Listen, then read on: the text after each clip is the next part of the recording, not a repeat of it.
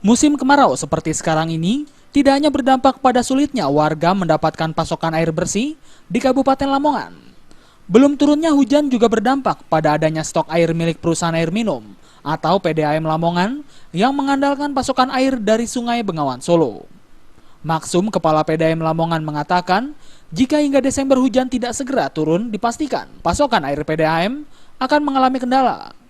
Menurut Maksum, jika pada kondisi normal PDAM mampu memproduksi sebanyak 290 liter kubik per detiknya, namun kini hanya mampu memproduksi 140 liter kubik lantaran terus menurunnya debit air Bengawan Solo yang disalurkan ke 15.000 pelanggan mulai dari Babat hingga Lamongan Kota.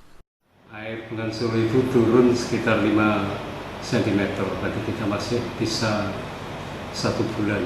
1 bulan itu dalam kondisi tidak ada hujan, ini sudah masih bisa melayani dengan baik. Berarti seandainya hingga Desember tidak ada hujan, gimana? Sampai Desember tidak ada hujan, ini nanti ya sudah ada titik kritis.